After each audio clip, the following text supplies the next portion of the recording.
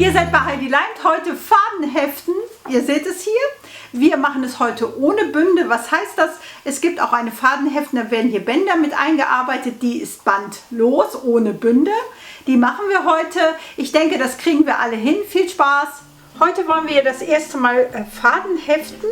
Dafür brauchen wir DIN A4 Papier, die Laufrichtung parallel zur kurzen Seite, ein Falzbein, ein Stift, Lineal, Schere, eine Nadel, ein Garn, das ist ein Leinenzwirn, ein Buchbindergarn. Solltet ihr das nicht zur Hand haben, könnt ihr auch ausweichen auf so einen Zwirn aus dem Textilladen. Der ist zwar etwas weicher, aber für die ersten Übungen vollkommen in Ordnung. Und ein wenig Bienenwachs. Als allererstes müssen wir Lagen falzen. Und zwar immer 4 Blätter bilden eine Lage. Wir zählen ab. 1, 2, 3, 4. 1, 2, 3, 4. Die anderen Lagen habe ich schon gefalzt. Ich zeige euch an diesen zweien jetzt, wie es geht. Ihr legt die Papiere übereinander.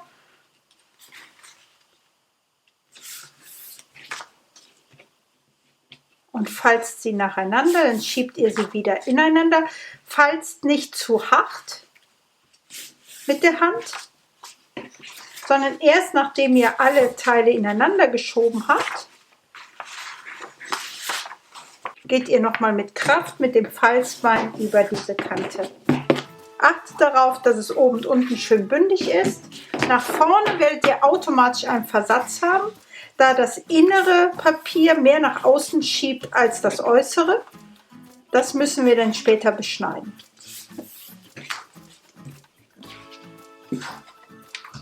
Aber oben und unten könnt ihr durch sauberes Arbeiten euch das Beschneiden ersparen. Wir schieben wieder ineinander.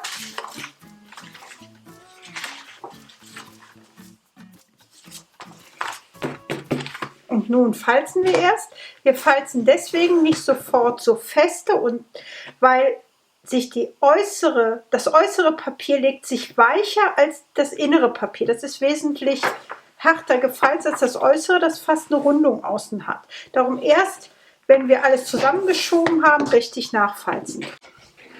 Da ihr wahrscheinlich keinen Planschneider zu Hause habt, also eine elektrische Schneidemaschine, und trotzdem vorne eine schöne Kante haben wollt, rate ich euch, nach dem Zusammenlegen der Lage, die Lage direkt vorne an der Kante zu beschneiden.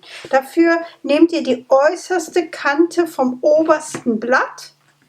Dort legt ihr das Lineal sauber an, bespreizte Hand, nehmt den Cutter und geht schön gleichmäßig vorbei. Es ist sehr, sehr schwierig, einen fertig gehefteten Buchblock auf diese Art und Weise vorne zu beschneiden. Jede einzelne Lage geht gut. Jetzt haben wir die Lagen. Die können wir jetzt erstmal auf Seite legen. Wir machen uns eine Schablone. Dafür habe ich einen Kartonstreifen, der ist genauso lang, wie die Lagen jetzt hoch sind. Den lege ich jetzt vor mich hin, nehme ein Lineal und als allererstes machen wir 2 Markierungen direkt am Rand, und zwar immer 1,5 cm nach innen. Damit der Buchblock nachher Halt hat, brauchen wir noch 3 Markierungen. Wir teilen es also durch 4. Bei 18 wäre das 4,5.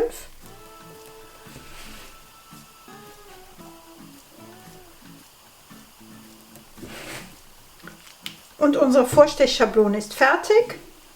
Wichtig ist, an den Rändern muss immer 1,5 cm noch sein, damit der Faden nicht zu nah an den Rand gerät. Wir nehmen die erste Lage, legen sie an die Tischkante, öffnen sie, nehmen die Schablone und legen sie von innen ein, nah an den Falz heran. Jetzt nehmen wir die Nadel. Die Nadel legen wir auf Zeigefinger und Mittelfinger und der Daumen drückt von oben. Wir drücken nicht von hinten. Nun müssen wir vorstechen und das müssen wir winkelhalbierend. Das heißt, das hier ist ein rechter Winkel und die Nadel wird winkelhalbierend angesetzt. So schiebt sie sich jetzt durch die Lage und so haben wir die Garantie, dass wir das Loch genau mitten in unserem Falz haben. Das machen wir jetzt mit allen Löchern, immer genau an den Punkten, die wir markiert haben. legen die Lage auf Seite und ein weiteres Mal. Also wieder die Anlage relativ nah an den Falz. Eine Hand hält, die andere sticht vor.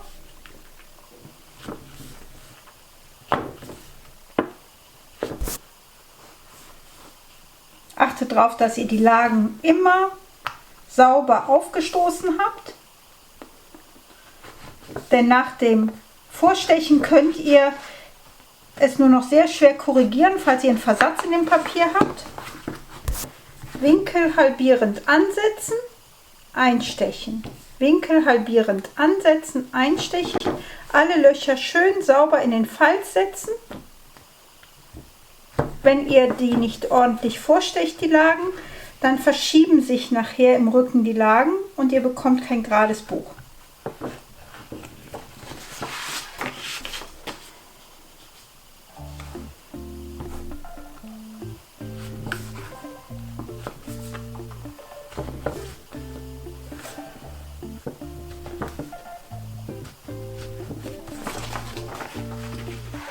Gut, jetzt ist die letzte.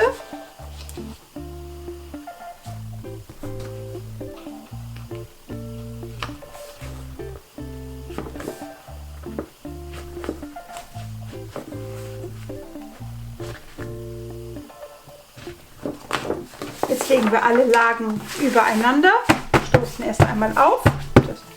Alle Löcher liegen sauber übereinander. Jetzt können wir anfangen, Faden zu heften. Wir legen es uns so hin. Diese Blätter sind ja jetzt unbedruckt. Dort könnte man auch einfach die Blätter so übereinander stapeln. Sollte das Ganze aber bedruckt sein, und das wäre das erste bedruckte Blatt, müssten wir darauf achten, dass wir die Lagen immer auf die gleiche Art und Weise wenden.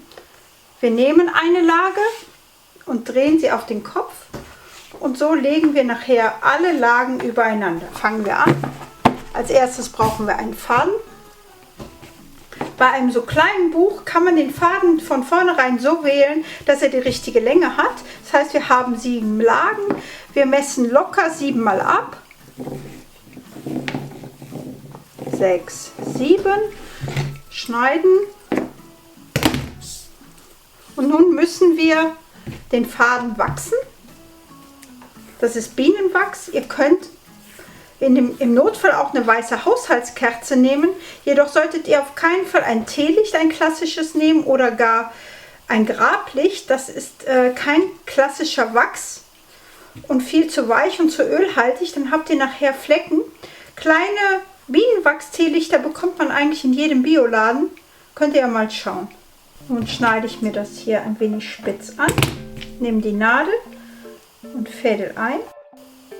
Wenn ihr Sorge habt, dass euch der Faden rausrutscht, könnt ihr ihn einfach verdrehen. Durch den Wachs hält sich das ein wenig, verklebt ein wenig. Und der Faden rutscht euch nicht so schnell aus dem Öhr. Verknoten nicht, weil der Knoten muss ja dann immer durch die Löcher durch. Fangen wir an, Faden zu heften. Wir nehmen uns die erste Lage, ziehen sie leicht über die Tischkante und führen die Nadel durch eins der äußeren Löcher von außen nach innen. Durch das nächste Loch verlassen wir die Lage wieder. Nun haben wir die Nadel wieder außen. Wir ziehen die Nadel nah. Ihr seht, ich ziehe immer vom Loch weg. Lassen ein bisschen Faden stehen. Den brauchen wir nachher zum Knoten, 10 cm. Und legen nun die zweite Lage auf. Nun führen wir die Nadel in die zweite Lage ein. Und zwar in das Loch, das über dem liegt, aus dem wir gerade rausgekommen sind. Und steigen durch das nächstliegende Loch wieder aus. Wir wandern also jetzt einmal, in meinem Fall von rechts nach links. Von links nach rechts wäre genauso gut. Ziehen schön nach. Öffnen wieder die untere Lage und gehen in das Loch, das unter dem liegt, aus dem wir gerade ausgestiegen sind. Gehen wieder ein Loch weiter, von rechts nach links, kommen aus der unteren Lage raus, steigen in die obere Lage ein, genau in dem Loch, das über dem liegt, aus dem wir gerade rausgekommen sind, gehen noch ein Loch weiter. Nun sind wir ganz links angekommen. Wir ziehen den Faden schön stramm. Ihr könnt zum Beispiel beide Fadenenden in die Hand nehmen und nun gleichmäßig nach rechts und links wegziehen. Dann habt ihr den Faden schön stramm. Nun sind wir aber noch nicht fertig mit dem Verbinden der ersten 2 Lagen. Wir müssen diesen Weg auch wieder zurückgehen, also von links nach rechts. Wir schauen uns das mal in der Lage an. In der oberen Lage fehlen uns nun 2 Längen und auch in der unteren Lage fehlen uns 2 Längen. Die schließen wir nun beim Zurückgehen. Das heißt, ich steige jetzt in die untere Lage ein, durch dieses Loch von außen nach innen.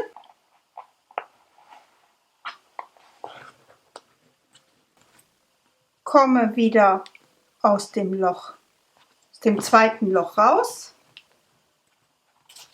ziehe den Faden stramm, steige in die obere Lage ein.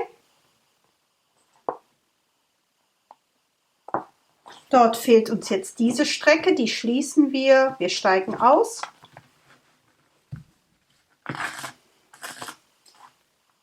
Öffnen die untere Lage. Ihr seht, das ist die letzte Strecke, die wir in der unteren Lage schließen müssen. Und ein letztes Mal in die obere Lage.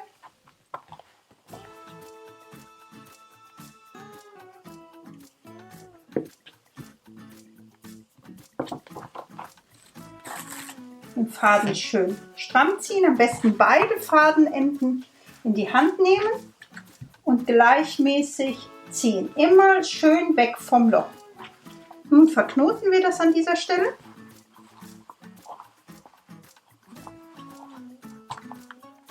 Wenn ihr das Gefühl habt, das Papier könnte ein wenig Steigung haben, könntet ihr noch einmal mit dem Falzbein rübergehen. Jetzt haben wir diese 2 Lagen miteinander verbunden. Wir legen die dritte auf. Der jetzt anstehende Arbeitsgang wird immer wieder ständig wiederholt. Das heißt, wir öffnen die dritte Lage. Hier ist der Knoten. Wir steigen in dem Loch darüber ein.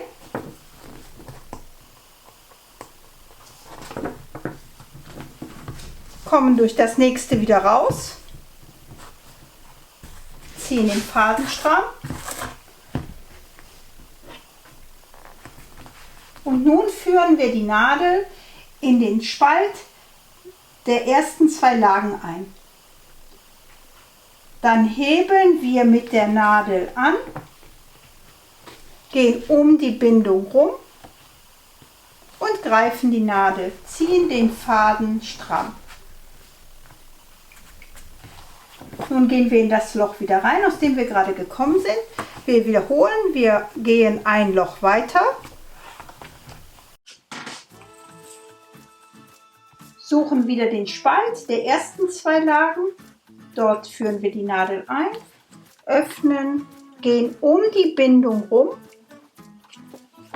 greifen die Nadel, ziehen den Faden stramm und gehen wieder in das Loch der oberen Lage zurück. Wir wandern wieder ein Loch weiter, Faden stramm ziehen, den Lagenzwischenraum suchen, anhebeln, um die Bindung rumgehen, stramm ziehen. Wieder in das Loch, aus dem wir herausgekommen sind, in der oberen Lage. Und wir sind am Ende der Lage. Faden stramm ziehen. Einmal um die Bindung rumgehen. Im Zwischenraum der ersten 2 Lagen. Nun gehen wir nicht wieder in die dritte Lage zurück, sondern wir legen eine 4. auf. Wir öffnen die 4. Lage und gehen in das Loch, das über dem liegt, aus dem wir rausgekommen sind. Das heißt, wir sind jetzt von rechts nach links gewandert. Nun steigen wir ein und wandern von links nach rechts. Wir nehmen die Nadel innen an, wandern durch das nächste Loch innen wieder raus. Und nun nehmen wir zum Verbinden nicht den untersten Lagenzwischenraum, sondern den, der sich nun zwischen der 2. und 3. Lage gebildet hat. Gehen rein, hebeln an, gehen um die Bindung rum, ziehen den Faden stramm, weiterhin ziehen wir den Faden immer in Nährichtung stramm, steigen wieder in das Loch ein, aus dem wir eben gekommen sind, und wandern ein Loch weiter. Halten, stramm ziehen, Lagenzwischenraum zwischen zweiter und dritter Lage, Nadel annehmen, stramm ziehen. Und das wird nun wiederholt, bis wir alle Lagen verarbeitet haben. Nun legen wir die letzte Lage auf. Schauen nochmal, ob alles sauber liegt. Sieht gut aus. Wieder von außen nach innen. Der oberste Lagenzwischenraum, dort verknoten wir nun.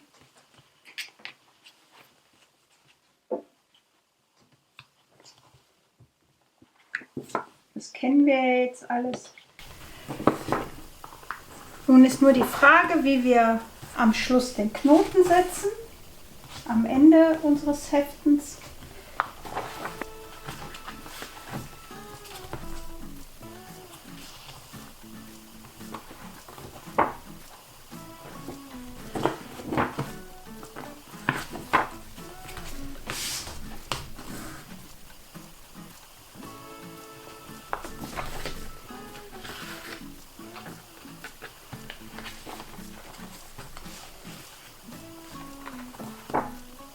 Jetzt kommen wir das letzte Mal von innen nach außen durchs letzte Loch. Hier müssen wir nun verknoten.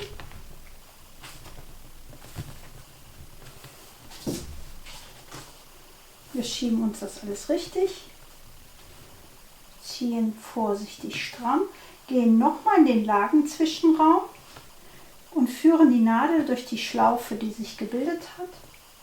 Das machen wir zweimal, dann haben wir einen Doppelknoten. Und der Buchblock ist fertig.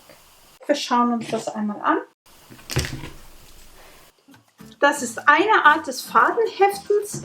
Ein Fadenheften ohne Bünde. Bünde sind Bänder, die man mit einarbeitet. Aber für offene Fadenheftungen ist das eine sehr schöne Art. Und solange es keine extrem dicken Bücher sind, sondern so kleine, schmale, da ist diese Art der Fadenheftung schnell gemacht und vollkommen ausreichend.